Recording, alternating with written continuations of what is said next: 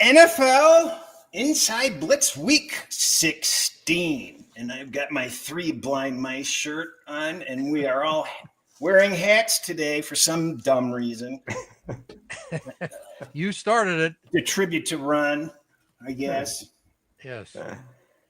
Anyway, Ron and Cris, good to see you guys again. Everybody, thanks for joining us. Playoff picture is huge. We are 52 days away from Super Bowl 59.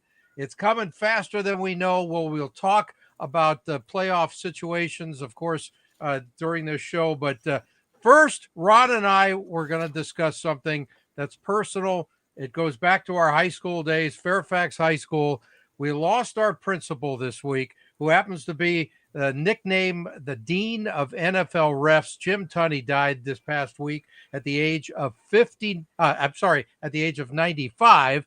And what a long run, Ron. We have some amazing memories with him when he used to just show up on a Monday wherever he was that previous day for an NFL game. It was just part of his job. It was like a part-time job for him in those days. He had such a good reputation in a field that you can name being principal of a high school or being an NFL rep that you do not get, good reputations all the time. It's what have you done wrong? And most people had just great comments about him. I shot baskets with him. I mean, he is a principal who went in and would shoot baskets with us in pickup games and stuff. It's just amazing. I used to love when he would just randomly be in the hallway. You'd just be walking through, maybe going to a class, and he'd be standing there talking to a few people, and you'd walk up, and all of a sudden it's like, hey, yeah, well, that Green Bay Chicago game yesterday. And for those of us into sports, that was like gold. The kids who in drama class, they didn't know what the hell he was talking about, but we loved every second of it. And he opened the door. Were you there with us when we went to the Sports Challenge show? I don't remember. Was I there? I was the key guy. What do you mean the key guy? I answered the very famous Yogi Berra question. I was there. Famous? What was the famous question? I don't remember, of course. That's a story for another day, but I got an oh my out of Dick Enberg in a rehearsal, and that is so hard to do. I'm proud of myself. And I'm wondering how many people out there actually know what we're talking about. It was a great. Did you ever see that show, Cris? Sports Challenge? I'm not sure. Oh God, it was such a great show. I mean, if you were a big time athlete, you were on that show. Dick Enberg was the host, and I think it went for like 5 or 6 years. Yeah, I saw it. And Battle of the Network Stars also. Okay, that's a whole different story. Anyway, but if it's not for Jim Tunney, I don't get my book published. So that's how important he was to me, and just a special guy. And I was hoping to see him. I see him every year, or at least talk to him every year when we go up to Pebble Beach in February, but it's going to be an empty feeling this season. Anyway, 3 teams tied for the NFC lead. Detroit, Mini, Philadelphia, 12-2. Your thoughts, guys? They're going sideways and backwards, these teams. We don't know what's going to happen the last 3 weeks.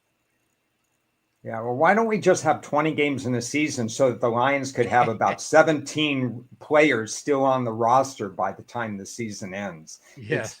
It's literally crazy how that's happening. And you would say they're not in peak form right now, despite the fact that offensively they're still so tough to handle, but they lost their TD guy in the red zone in Williams. We talk a lot about how their defense is a mash unit, but Cris could talk to the importance of having the 2 different styles of running backs in the backfield. Yeah, and Montgomery is out, and I know they're looking at a third opinion on him to see if he's not out for the year, right, Cris? Montgomery has not been ruled out for the year yet. Exactly. And I see he's watching our show today. That's he David is. He's J. right Montgomery. So let him tell us how he's doing. Yeah. How are you doing, David? David J., wherever you may be. Let's cash some tickets, baby. And then you got the Eagles where, I think a lot of people were saying, and I was one of them, I wasn't writing them off, but I certainly have zero confidence in their head coach. And here they are. They win every single game for the last 2 months. And they had some issues with their quarterback and their receiver. And all that seems to mean absolutely nothing. Yeah. If you look straight, it's hard to do power ratings this week in particular. People like myself and others I respect in the field that one part of our handicapping is power ratings. There are literally 8 teams in the NFL, Detroit included, that you can't set an accurate power rating or abide by it because there's been a quarterback flip in a number of places. There's cluster injuries and so on. And so who's the best team in the NFL right now? I'm really not sure. There's just a group of teams that are right there. And Cris and I discussed on Tuesday that one of the teams not being discussed that's right up there now is Green Bay. Yeah. Well, I think another team is the other Bay, Tampa Bay. I don't know if they're good enough, but I'll tell you what, they've already beaten some pretty good teams in Philadelphia and Detroit, and they lost twice to Atlanta. So who knows? But they're playing very well right now, and we'll get into them a little later. I have some great sound from Baker Mayfield and Mike Evans and a couple of other guys from them. And then, of course, the good news today, Patrick Mahomes looks like he's going to play, at which, he's been full participant in practice the last 2 days. And today, Andy Reid says he's likely a go. And he didn't look like it a few days ago. And I think you guys even talked. It's like, why even play him in this game? Yes, you'd want to get the win, but come on, it's another 2 games in 5 day kind of a thing, and you're really asking for it. But he's Mahomes; he's a gamer. They have Hollywood Brown is coming back, and Humphreys is going to miss though. Yep. So I guess it's not in Mahomes' DNA to miss a game, but if there's any question, this whole scenario of playing Sunday, Saturday, and then Wednesday, that's tough. They're not in it to make the playoffs. They're in it to try to three-peat. Yeah. And the future is now in Atlanta. Goodbye, Kirk Cousins. Hello, Michael Penix Jr. Cousins has just been an embarrassment the last few weeks. 9 picks in his last 4 games. 112 yards passing for a TD and a pick on Monday Night Football. What the hell happened to Kirk Cousins? He fell off a cliff.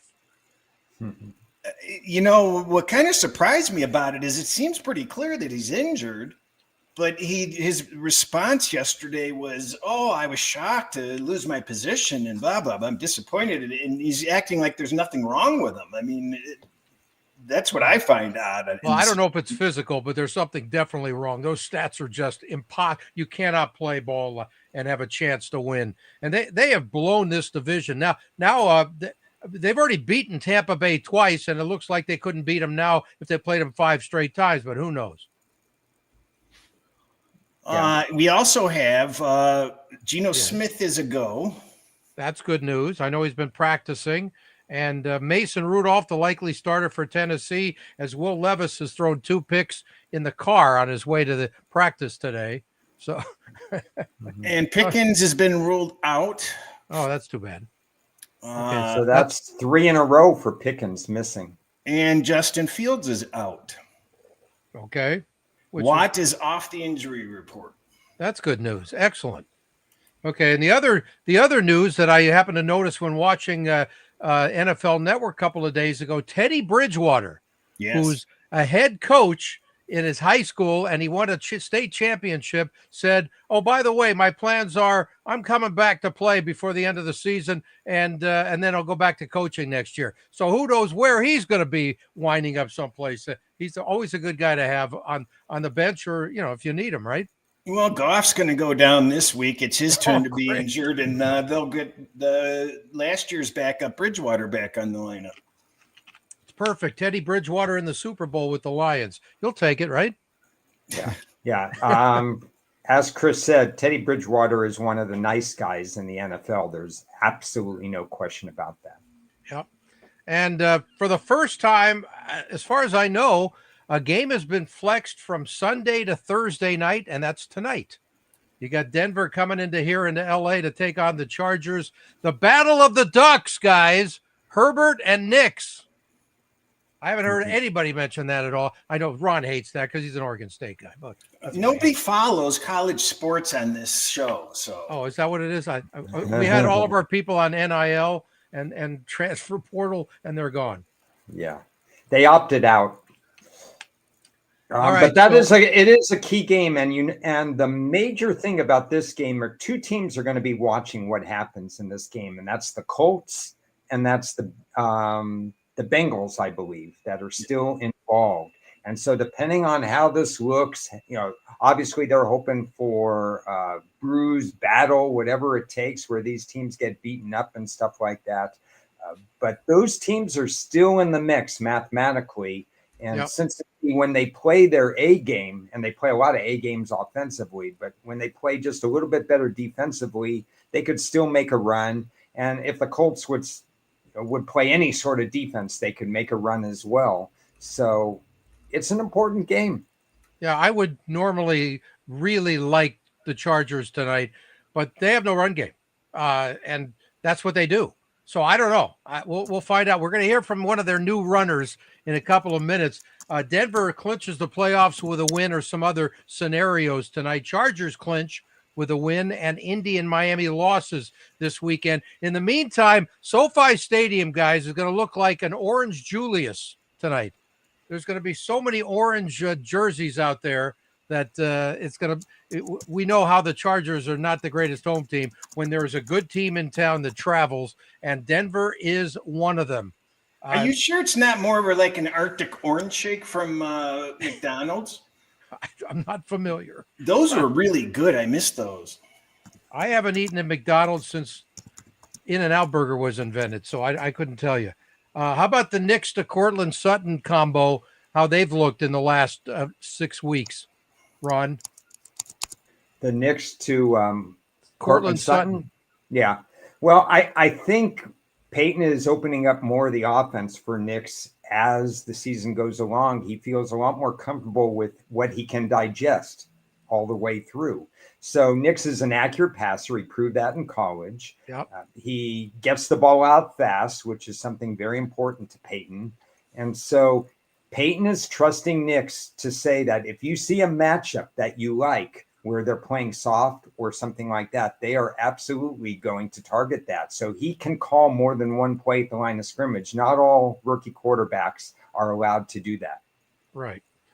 In the meantime, the Chargers coming off that ugly loss, 40-17 to the Tampa Bay Bucks. Second half, they totally fell apart. Their defense is something that I have been talking about for several weeks now.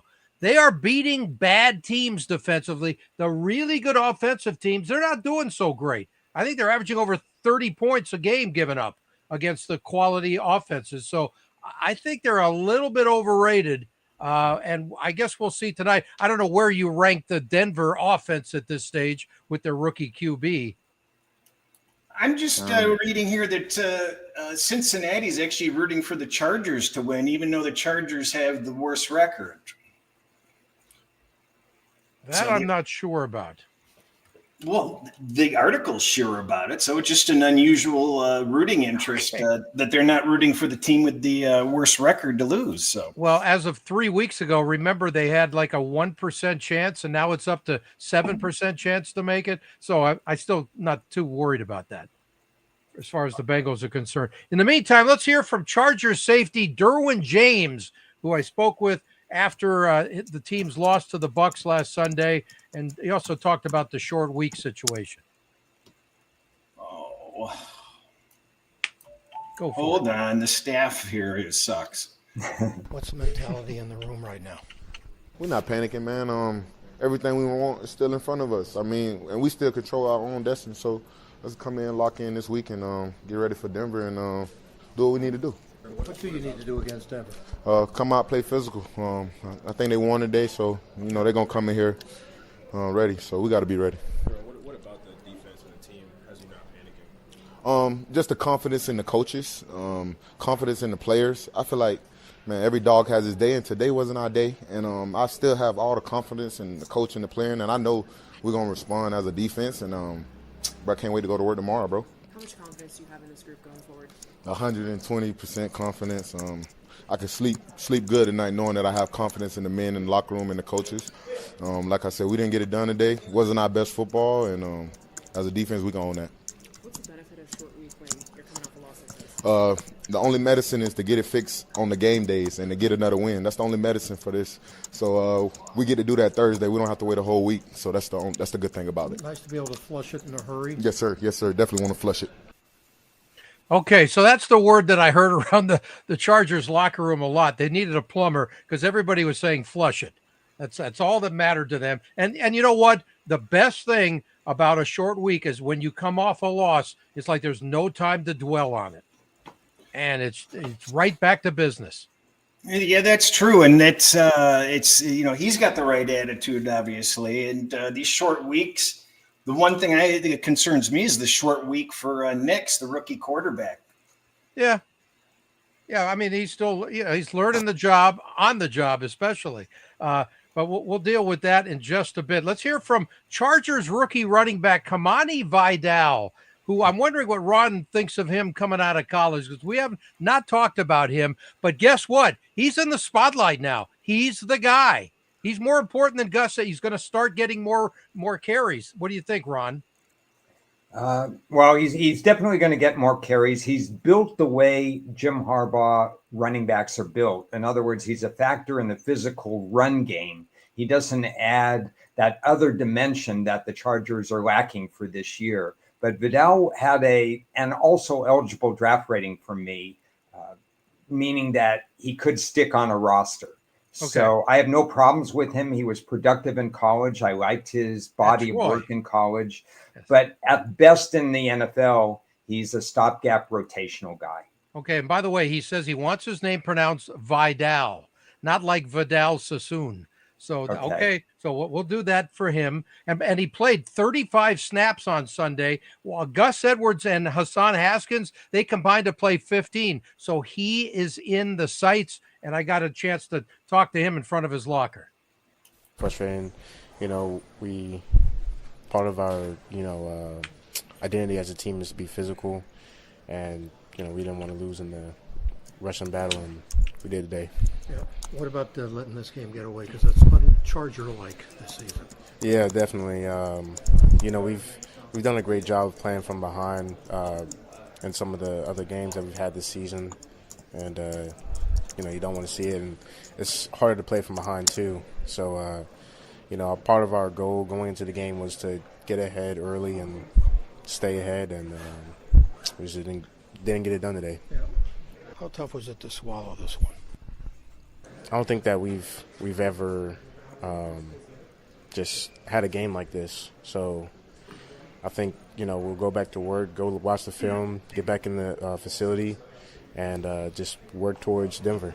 How much of a test is this, though, with the turnaround, to be able to say, hey, we need to bounce back and fast and put this one behind us? It's a huge test. I think it's the biggest test of the season so far. Just wash it, flush it, move on to the next game, get better from it. Thanks, man. Thank you. Appreciate it. There's Kamani Vidal, and you're going to hear his name, I think, a lot tonight. I'd be very surprised if you don't. The Chargers rookie running back. In the meantime, I also spoke with edge guy Khalil Mack after the loss, and he was pretty straightforward about his situation and wasn't thrilled about the way their defense played. The sense of urgency is high, but it's always been high. It's just a matter of making the adjustments and getting ready for the next one. Can't dwell on this for too long. Do you feel like there's stuff that the Bucs put on tape today that other offenses are going to try to take advantage of? That's the thing. I feel like they're a mix of all the teams that we've previously played. So they kind of just switched up their looks. I don't get blocked by a lot of tight ends from time to time. So it's just understanding how teams want to attack you and just making those adjustments.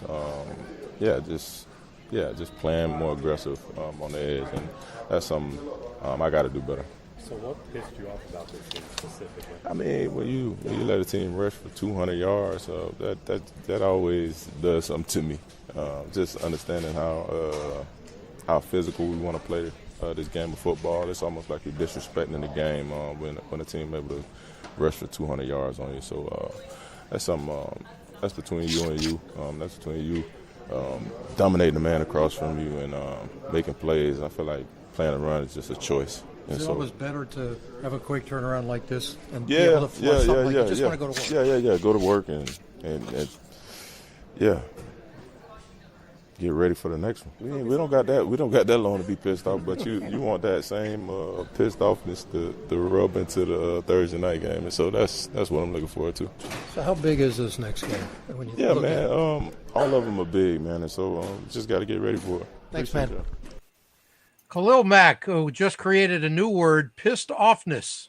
I love that. You put that in your vocabulary, folks. That's a great one. I got one more Charger who I bet most of you have not heard of. I'm wondering what Ron knows about Scott Matlock from Not Boise much. State. Not much. He was a two-way Not much. player. I did scout him, but there wasn't that much to say about him.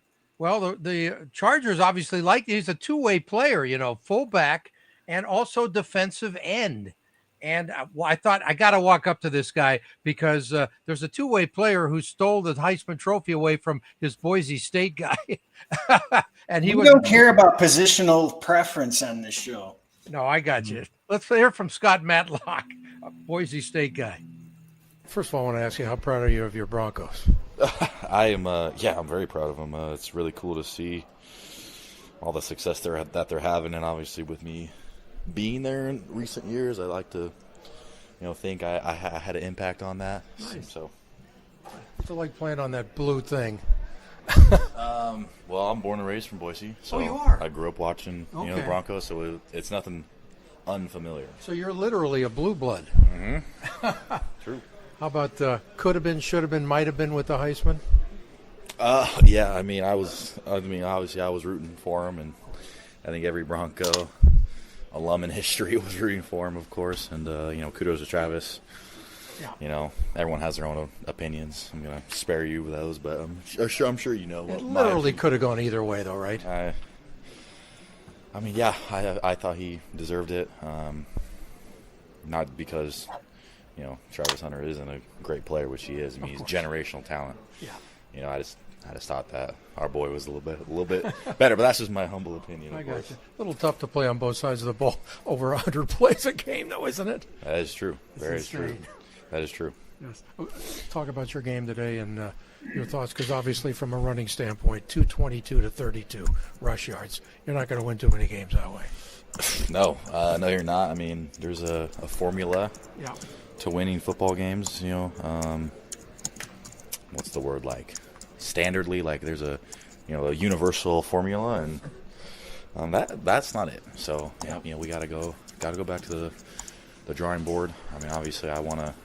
I take pride in running the ball when I'm in there. That's kind of what I'm in there for.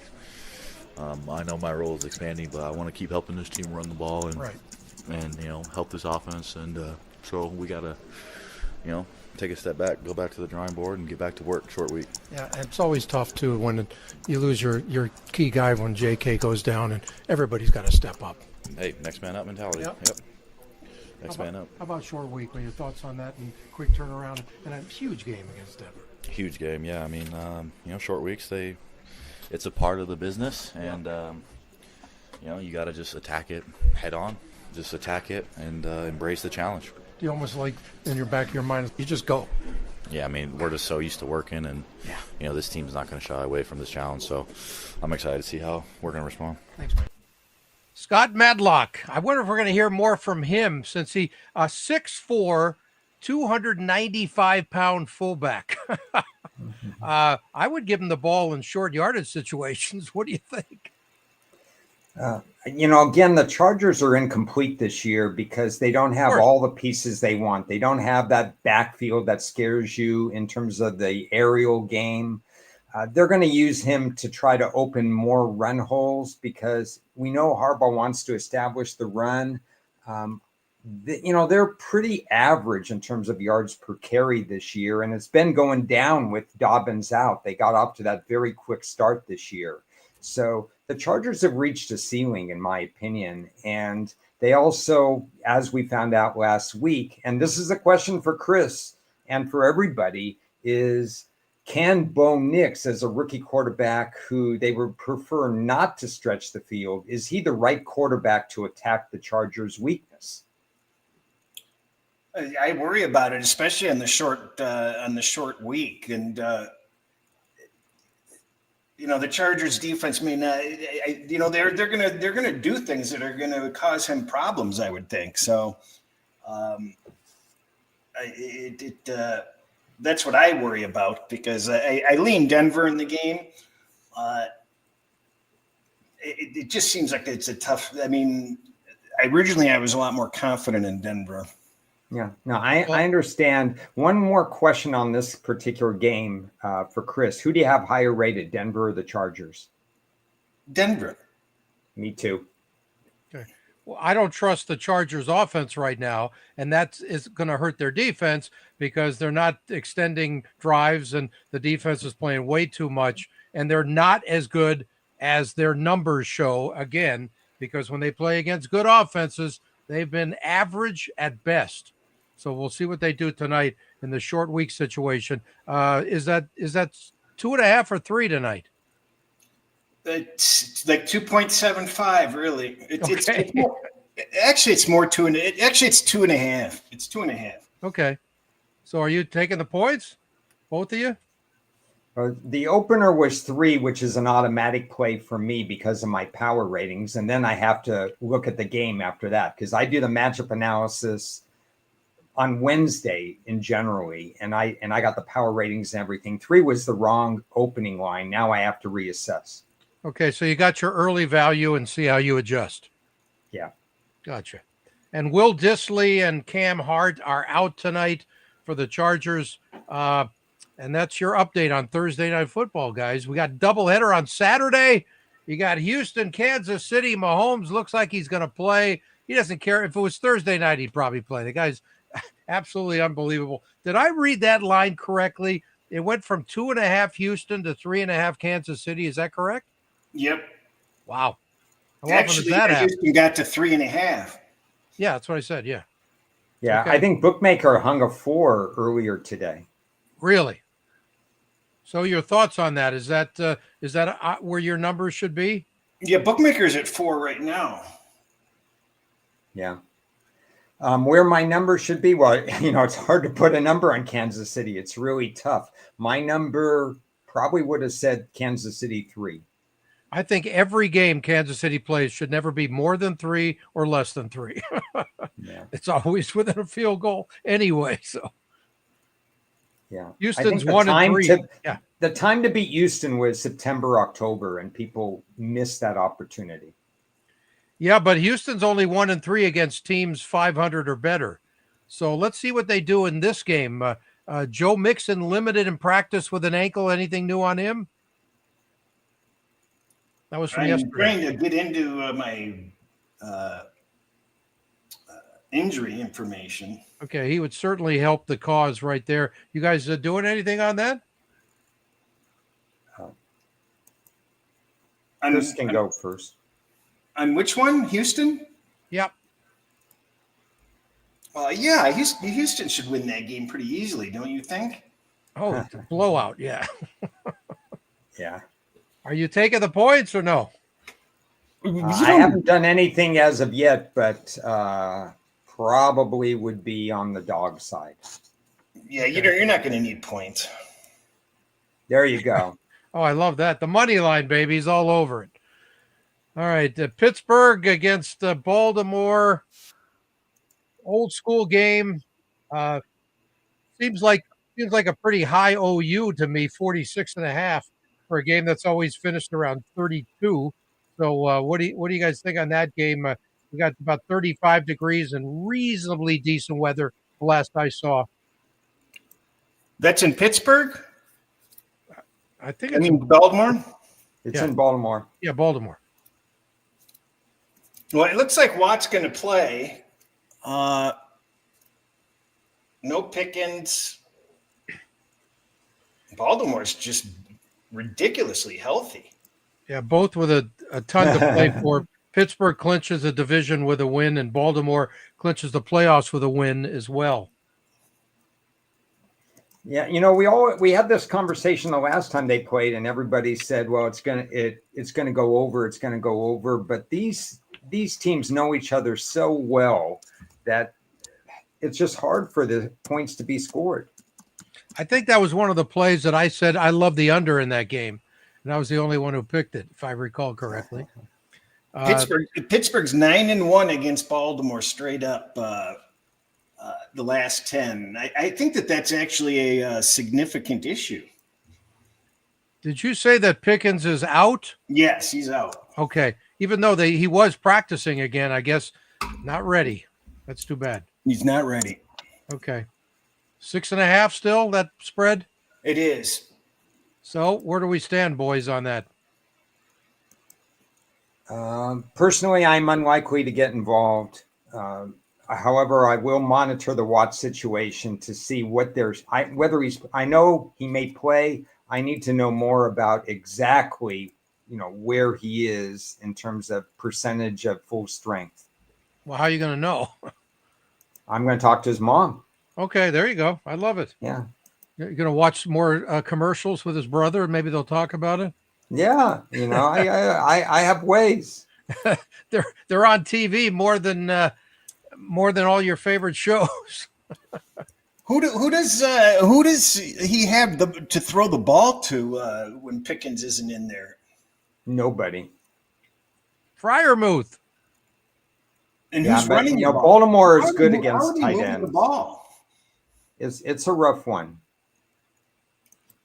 Yeah, I think Pittsburgh's getting their comeuppance at this time of the year. Unfortunate that Pickens is not ready to go. That's disappointing. Atlanta Falcons, I don't even want to talk about this game, but because they're still leading their division.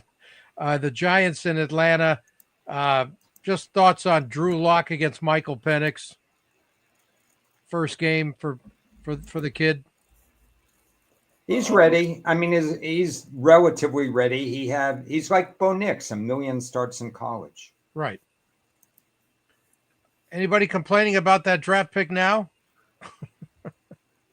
No. Yeah, I am. I'm still complaining about it because the time was right to get a pass rusher or to solve the rest of your problems. It's not like Atlanta's a complete team. I mean, right. What's Atlanta's record? 7-7. Yeah, well, and that's sort of what we. And they play in a soft division. I mean, right. Penix is not going to make the rest of the roster, all of a sudden a Super Bowl contender. Atlanta kickers on IR. They had to sign Riley Patterson, but the spread is 10 points. I don't know if Atlanta can score 10 points, but is that just you stay off that game? Well, yeah, I don't care about either of those teams. Cris can handle that game by himself. I'm not doing anything on the Atlanta game. You got to be out of your mind. Yeah, that's fair. Are you out of your mind if you lay 14.5 in the Buffalo New England game in the probable snow 12 degrees? Oh, Jesus. I got to get a bet in, so you guys talk. Yeah. This is the live bet show because I did live bet Houston while we were talking. So are you serious? I'm serious. What was the spread? Soft 4, not a straight 4. Oh, okay. I don't have bookmaker. Would you even consider laying 14.5 in the Buffalo game, or is it 14? The problem is this is a letdown spot for Buffalo. Divisional game, and we've talked so much about their defense. Drake May was 19 out of 23 last week. He can do some things against that defense. So I think the backdoor cover is open. I would be, Buffalo could blow them out because New England is down here and Buffalo's up here. But the bottom line is I'd be extremely uncomfortable with that defense not getting backdoored. Yeah, one of the great stats that I love in this game. How about Josh Allen? 15 TDs, no turnovers, and no sacks in the last 3 games. That's the first time that's happened since 1970. Who did it in 1970? I have no idea. Then that's an incomplete stat. I want more information. Okay, then look it up. It's all yours. Detroit, Chicago. Your Lions are laying 7.5 on the road, and it's a mash unit. How the hell do you figure that one out? You're going to have to go on without me. Are you okay? Yeah, I gotta get something in. So You don't do what you got to do. I'm not talking to you. I'm talking to Ron. Okay. I don't think the line's 7.5. What was it? What? I think we're talking 6. I don't think it was ever no, 7. It opened 7. I think it opened 7.5, and it went to 6.5, I believe. If it went open 7.5, it was long before most people could get at it. It's been mostly 6.5, 6.5 with juice, but 6.5. Right. I think the bookmakers are weary of laying a 7 right now. Not that Chicago's done anything to become a public team by any means, but the perception out there of Detroit is that they're reeling defensively. How about your perception of Chicago as far as not quitting on the club yet? I mean, quitting is a hard word because every player is playing for their contract. Right. And of course, they're not going to quit in that respect. I'm just thinking, the late season, they're not going to go anywhere kind of a thing. I think it becomes an offense versus defense thing. And if I'm on the defense, and I'm not holding my weight on that defense, which is a little unusual because we all thought, or at least I thought, that the defense would be better, would be one of the best groups coming into the season. I think the defense is a little bit weary of how the offense is playing, and the offense is a little bit weary of the defense is playing, that they don't trust each other's way. And I don't think coaching, it's kind of a similar situation to what the Jets are facing. You have these interim coaches who are placeholders because they're not the answer. And I think the skepticism in the locker room is a dangerous thing. Yeah, I totally agree. I'm wondering, though, are the Bears, because they're so young, and specifically, on offense, besides Keenan Allen, how much does that come into play where they're not just playing for their jobs, but they want to show that they're not as bad as their record shows? This is a rare situation that the second worst record by a team that started 4-2 on the year, they're 4-10. Oh, we should have Bertie asks. Yeah. I wanted to point that out. A little diversion from your question there, because kudos to Toma for talking about your book. Thank you very much. Appreciate it. A lot of great stories and so on. And Bertie, have I looked at New England team total? You'll have to tell me what the team total is on that. 16.5. And weather. Team total and weather, because I would probably say, look at the over in that. Weather is supposed to be 12 degrees and snow. I don't know about wind. Weather, 12 degrees and snow, really? You talk about New England at Buffalo, right? Yeah. Yeah. Wow. Just another pretty day. Wind is important. Cold, they say. Wind is important. Well, it seems like this is the live bet show, so I don't think wind. I try to put it down if I seen wind as being a factor at all, and I saw nothing on that, so that shouldn't be an issue. Tennessee at Indy. Normally, I wouldn't care about that one, but the Colts still have plenty to play for. Of course, they have the easiest schedule left of the playoff potential teams, and they're really pissed off they don't get to see Will Levis this week. That's all I can say. Yeah, I think if we want to read into lines, which can be dangerous, and this is something, if Cris is available, he could talk about, the fact that Indy is only a 4-point favorite seems to be a tip-off to me that Indy just has trouble closing out games. Obviously, I have that dead on my number, so that's where I showed it. It's supposed to be. Yeah, I showed it according to my numbers as needing to be 5.5. I mean, we're not dealing with a lot of key numbers, 5.5 versus 4, but we're still dealing with the perception that Indy's in the playoff race, and obviously Tennessee is not, and they're not getting a public bump for being in the playoff race, and I think that's interesting. Maybe concerns over the Tennessee health as well. I saw yesterday Tony Pollard, Nick Westbrook-Akine, and Tyler Boyd all did not practice. Now, I don't know what their status is, but that's never a good sign. This time of the year, sometimes that's not a big deal. It's a rest thing, but you never know. Wednesday practice is the most, and this is just my opinion, Wednesday practice is the most unimportant thing there is. Right. But it's important if they didn't practice because they're hurting. No, it's right in the middle of the week, and then you're gearing up after that. I know. Well, did not practice is all I could tell you on that. You're off the game then? You're not interested from this? I mean, the spread's where it belongs, right? One of the things I did well last week was avoid really bad teams with really bad coaches with really bad IQ. And that tells you what I think about this game. I think there's 8 teams like that right now. You're being generous. Exactly. What do we have? I think it's 8 or 9 teams with no more than 3 wins. That might be an all-time record. Yeah, we have some haves and have-nots. Yeah, a lot of have-nots. Philadelphia. I'm sorry. Rams at the Jets. 26 degrees. I don't think wind is supposed to be a factor there. How about Stafford 11-1 in December since he came to LA? Those pretty good numbers there. Not bad for a Detroit guy, right? I'm just surprised the Jets are getting played as much as they are. That thing's come down to 3. There's even a 2.5 out. Is it really? Wow. That is surprising. What's the reasoning behind that? All of a sudden they're on Aaron Rodgers because he had a good weekend, a good second half. Maybe it's his documentary came out on Netflix. Oh yeah, that'll help. That should make it a pick 'em.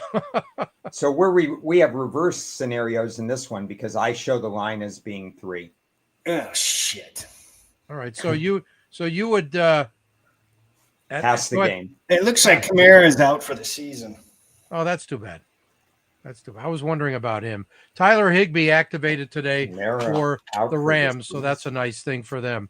Aaron Rodgers 13-4 against Matthew Stafford, but does that count? Because of course they're all against Detroit in the old days. I don't have much to say about this one. Okay, that's the end of that game. Eagles Commanders. This is a really interesting game.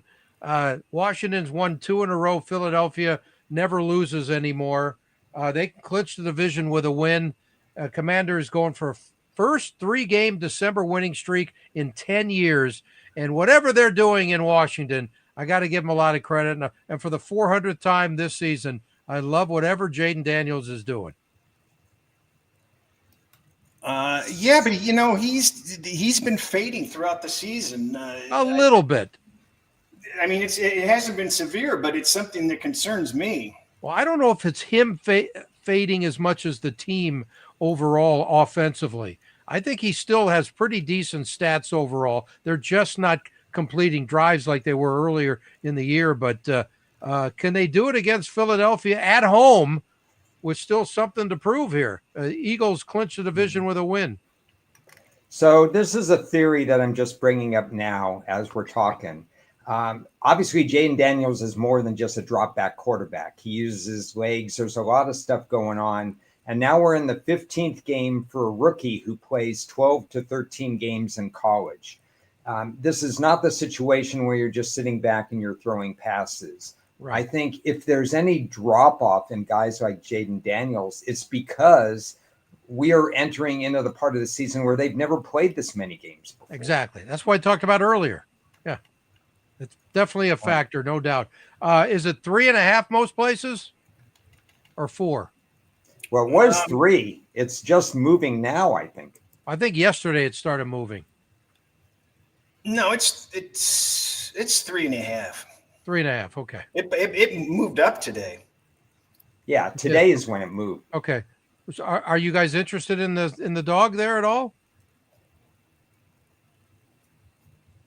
Not at this time. It's pretty much where I think the game should be. Okay.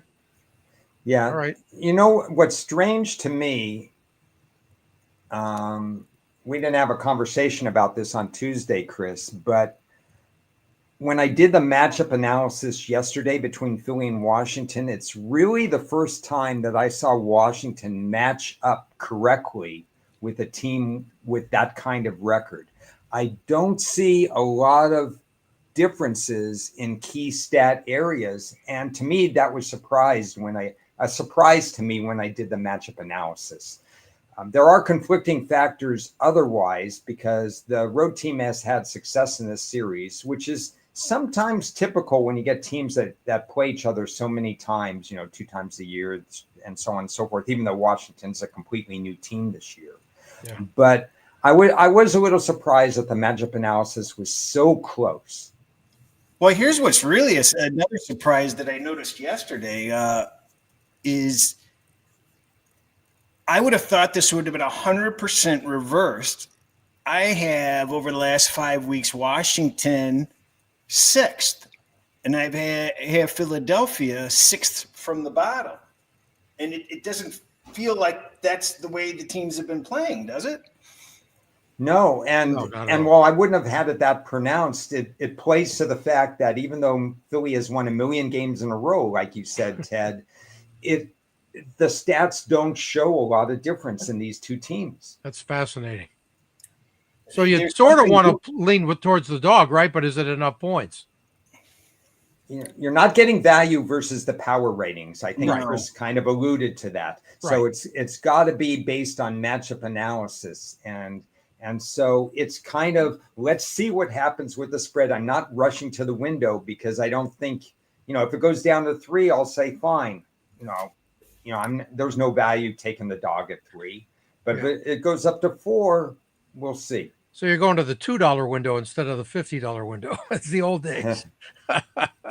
I mean, it's a fascinating game, a very interesting game. Oh, very interesting. I'm really looking again, forward to it. it's a chance for Washington to see where they belong in the pecking order of year 1 of what they hope is a real revival for the organization. Where do you have Philadelphia's team defense for this season? Philadelphia's team defense, middle of the pack, which is, maybe a little bit higher than that, but it's not as high as, for the casual viewer looking at Philly's record and how much they funnel you to pass the ball. Teams don't like to run them. The casual viewer would say Philly would have a top 5 defense, and they're not a top 5 defense on my metrics.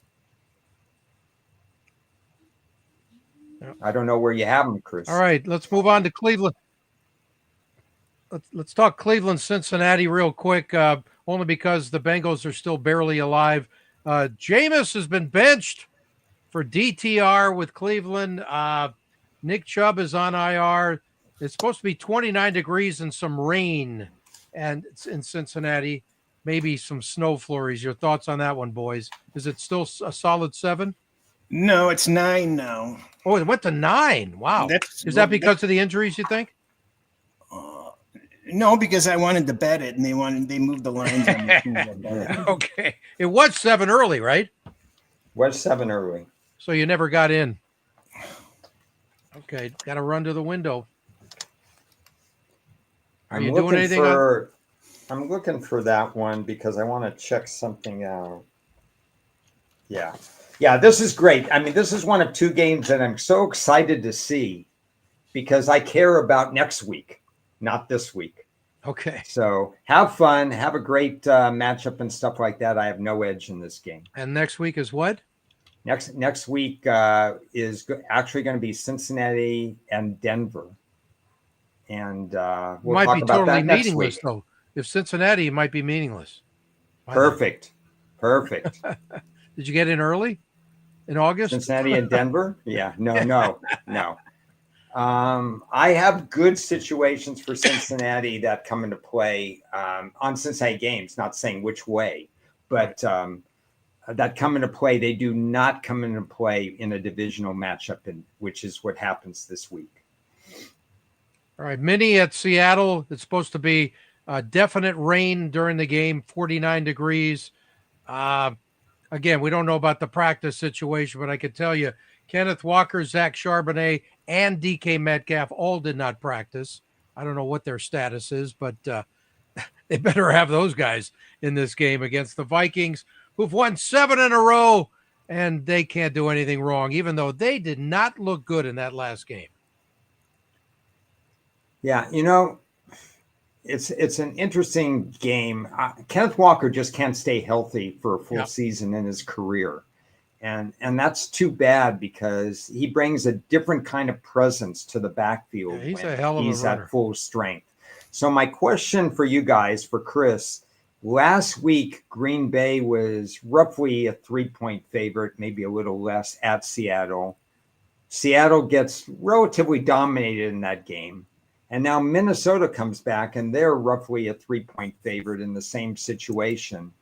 And I'm still tempted in terms of playing Seattle, but is it going to the window too many times here? Am I misjudging Seattle? I'm just having this inner conflict. I'm curious what your thoughts are on seeing back-to-back weeks Seattle as a By the way, 3-point Ron, you've been saying that almost every week all year. You're not sure about Seattle.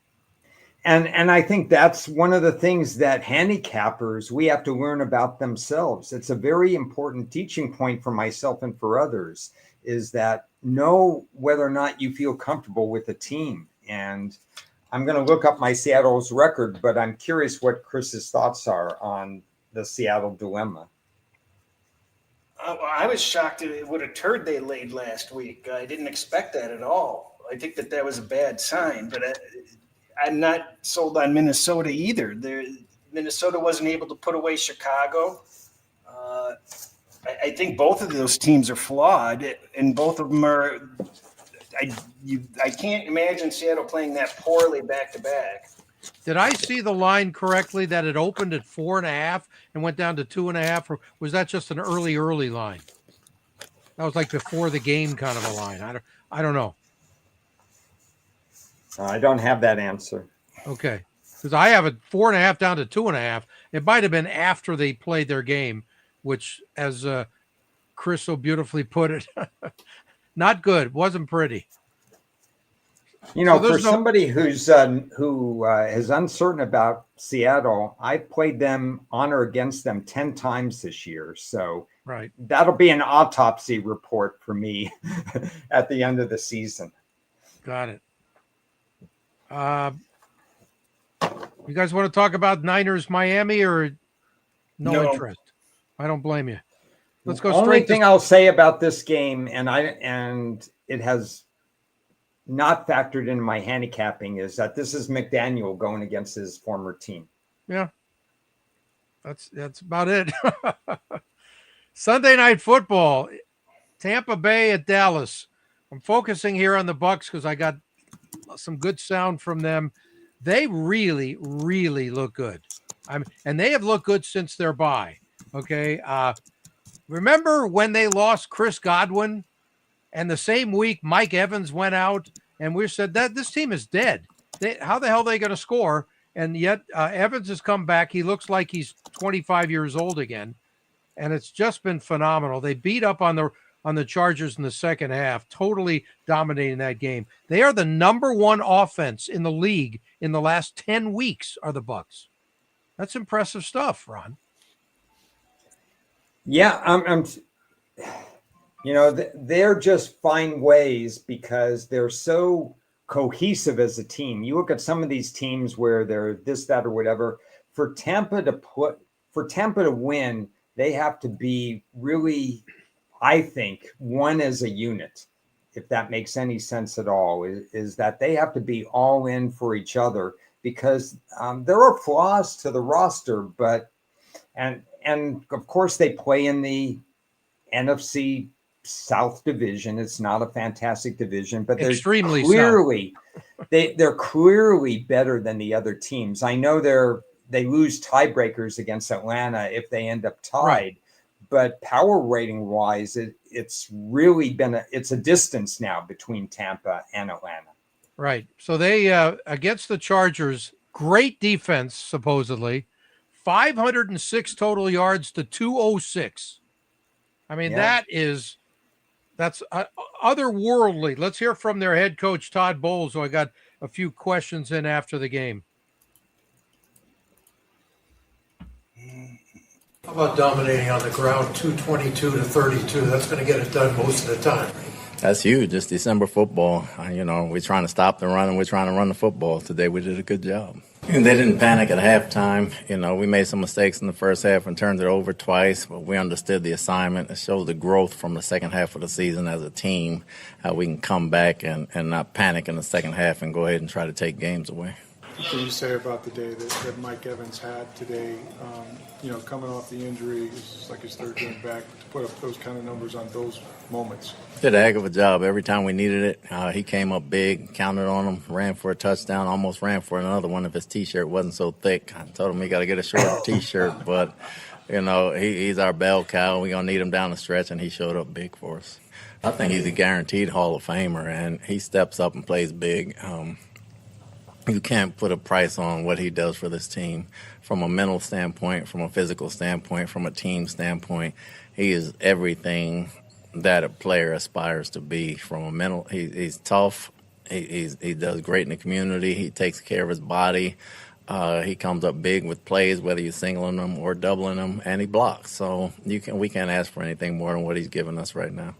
Coach, during this streak here, what's the thing that stands out most to you? Maybe a few things that has really gotten you guys in the W column. Offensively, it starts with the offensive line running the football, and then the running backs and the wideouts and tight ends blocking. Defensively, haven't been giving up the points we give up in the first half of the season. They bottled down in the run game, and everybody's not blowing assignments. You guys have picked a great time to have a streak here, so just your thoughts coming on the last few games and where you stand now at this time of the year. Well, we control our own destiny, and we're trying to win them all. We're going to take it one day at a time. We're going to take it one game at a time, and we're going to keep trying to correct the little things and harping on that, and we'll get ready to play. We got to keep our eye on the prize, and we got to keep doing the little things right, and those guys are playing very good football at the right time. That's Bucks head coach. How about dominating on the ground, 222 to 32. That's going to get it done most of the time. That's huge. Thank you very much. Well, let's hear from Baker Mayfield as well, who just played a great 22 of 27, 288, and 4 touchdowns, and none of those in the red zone. Baker, go for it. Ex-Ram. Back in this building there, you had some pretty good outings in this place, huh? Yeah.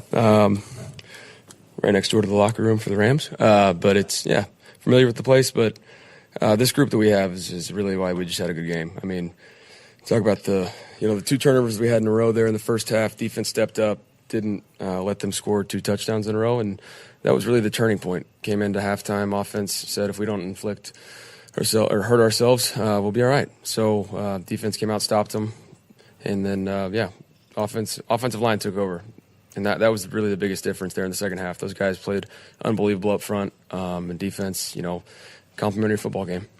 22 to 32 on the ground. That's going to win a few games, huh? Yeah, absolutely. And that's a physical football team. That's what they pride themselves on, is rushing the ball and being physical. And so to flip the script on that is huge for us. During the streak, what stands out to you the most, why you guys have been able to get hot here at this time of the year, and what you can carry over into the rest? Complete team complementary football. I mean, special teams is obviously it was a huge part today. Chase was obviously 100%. Defense stepping up in a huge way when we weren't hitting our stride yet. And just that's what it's all about, is team football. And football is the greatest team sport in the world. So our team, grasps that and understands that we have to play together. So it's obviously at this time of the year, that's the most important part. Mike's so good on the scramble drills. Why do you guys have that together? Mike works his tail off. He's always trying to get open, always trying to get the ball, which is what you want in a guy. But it's not the ego part about it. It's a part of when it's not going to be a pretty 3-step, 5-step drop and ball out on time every single play. So he understands that things are going to happen. He's got to work wherever direction I'm going, and he did that. Does it feel good to be a little under the radar at this time of the year? Because you guys certainly look like you're playoff ready, especially the style you're playing. Yeah, I mean, we're still, playoffs are down the road for us. We still have to take it one game at a time, and that's the mentality that we have, and that's why you see guys executing and playing like we've been in playoff mode for a few weeks now, and that's the mentality we have to have, but control our own destiny at this point, one game at a time. And I can only imagine for a defensive coordinator what it's like to scheme against us, because the personnel changes. I mean, we get into 13 personnel, 21, 11. It's just how do you defend that? And we have a lot of plays off of plays in the same formation, so it's tough to defend that. And it just comes down to our guys knowing the plan and executing it. But we just got to keep rolling. Thanks, guys. That is one confident Baker Mayfield there, huh? You got to love just the fact that how do you defend against us? You don't hear too many guys say that. Yeah. One of the unsung stats for Tampa is that they were roughly 31st running the ball last year and now they're in the top 10. And that came out of nowhere. Now they've been helped by a tremendous performance by Irving, their rookie running back. But that was out of the blue that they would shoot up that high. Yep. And that's just made things a little bit better for Baker, even though for a period of time he didn't have Evans or Godwin. And then obviously he doesn't have Godwin now, and he just has Evans, and they still can't defend him.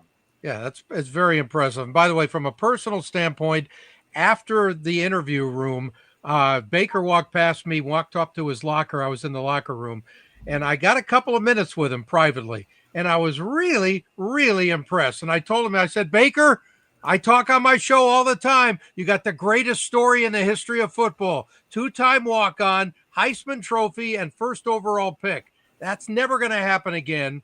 And I said, you deserve a movie just like that guy, Kurt, what's his name with the Rams? The former grocery store. Kurt Warner. I know. I'm joking with you. Anyway, so he laughed it off, but it really nice. It was a nice interaction with him. Then I wandered over to Mike Evans' locker, and he said, "Hey guys, I already did media." And I said, "You didn't do this media." So he was real nice. Let's hear from Mike Evans after 159 yards catching. The game you had today, just your ability to take it over when they really needed you to. Yeah. Just talk about your combination there with Baker and the scrambling things you did. I don't know, that's why I'm here. I got going early. They was looking for me. We had a really good game plan. We had really great focus this week, great travel. We knew what kind of game it was going to be, and we came and delivered. And the defense is, since I've been there, they've always been a really underrated defense. Levante David, one of the best to ever do it. He made tons of plays for us, and the defense really stepped up for us. Getting that turnover by Dean was huge. Shout out to the defense. They did their thing today. How good are you guys right now, especially considering the way you ran the ball today, too? You could do that mix and match with the passing. Today we played almost a complete game, other than a couple turnovers. I should have run a better route in that in cut. But, other than that, we really got everything we wanted today. We were physical, we ran the ball, made plays down the field. But coming down the stretch here, good time to get hot. Absolutely. We knew after the bye week, a lot of guys were banged up.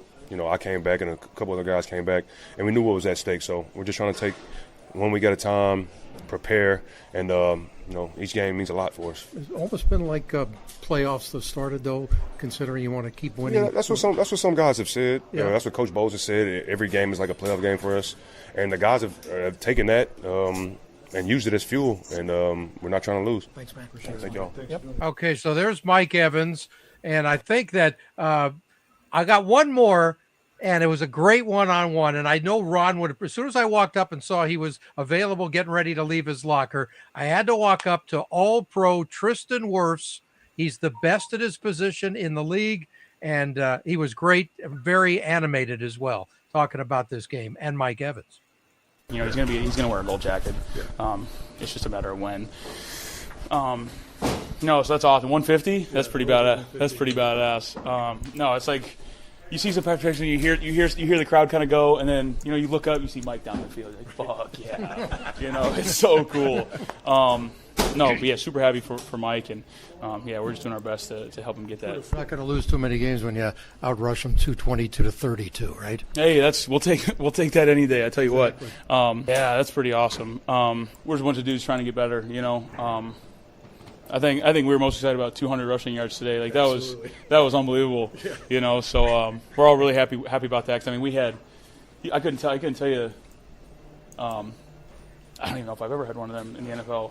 Let alone we've been turning out 150, 100-yard games and it's kind of getting swept under the rug. Like you look back at what we the past couple of years, we've never done that. So I know the O-line's really proud of that because that's been something we've had to handle for a couple of years now. It's like it's like, what's going on with the run? We're like, we don't know. we're trying our best, and now we're kind of now it's going our way. So it feels really good, and we're really proud of everybody. Just got to keep this thing rolling. How good are you guys right now, do you think? I think we still, we still have yet to play 4 quarters of good football. We turned the ball over twice today, so penalties. We kept swinging on that one drive. We kept trying to shoot ourselves in the foot, and but we persevered there in the third quarter, I think. But we can be so much cleaner, and so much, there's still so much we can do. Last thing, we got 2 games left. You're going to be favored, and now you're on a roll here. So you almost feel like you playoff ready already. I still think there's a lot of stuff. You'd like to think so. But there's so much we can keep getting better, and that's what we're continue to do. That's what we've done all season. Come out every week and try and get better and go and do our best on Sunday. So it's going to be fun down the stretch. We got to come out ready to play every week. It's the NFL. There's no pushovers here. So. Guys are going to be ready to go, and it's going to be fun. And you got to have the QB going, and he's going now, Yeah, right? he's rolling. He's fired up, too, so that's always fun to see. Thanks, yeah, man. thank All you. the best. Thank you. That's Tristan Wirfs, as good as it gets on the O-line, and they're at Dallas this week. Baker's lost 8 straight in prime time. Does that even matter here? Yeah, didn't know that. Yeah. That is strange. I mean, I'm here for the meaningless Are you trivia here stats. for that? Because he won the Ram game when he was with Ram- the Rams. Was it that long ago? And he's lost 8 since then? I don't. That's the stat that I saw, so I don't know. Okay. Maybe, but he was off the bench in that game. Wow. So maybe that doesn't count. I don't know. Should count double because he won the game for I them. should count quadruple. We talked about that. In terms of, just to wrap up this game, Yeah. in terms of my reflection of the interviews, it's not so much the content that mattered to me in these particular interviews. It was the fact that this is a reflection of how the head coach goes about his business. The tone of the head coach, the way he manages his team, the easygoing approach. Every one of the players echoed that in terms of their quiet optimism in terms of what's going on with that organization. And I think it's a top-down kind of thing. It wasn't so much the content. It was just the way they were delivering the message. Right. And by the way, Baker, how about back-to-back division titles potentially following Tom Brady? That's not too bad, right? That doesn't happen very often where the next guy after the greatest is not exactly the one you don't want to be in his shoes, and he could care less about those shoes. He's a perfect guy in that respect. Well, right? but he was in a position of no pressure because everybody expects the person to follow to be dead weight. Nobody had any expectations of Tampa Bay, so. But you still have to have the right the right kind of mindset and heart, and he certainly has it. It's just a great fit for him in there. You don't see that happen very often. And Monday night game, real quick, New Orleans at Green Bay. Josh Jacobs, third leading rusher in the league, will probably be another major factor. 28 degrees, 25% snow. So good luck at Lambeau, right? Yeah. Yeah. Go ahead, Go Ron. for it. Oh, I was just basically going to yield the floor to you anyway. So go ahead. 14-point spread? Yeah, it's 14. So it doesn't look like Kamara's gone for the season, probably. Right.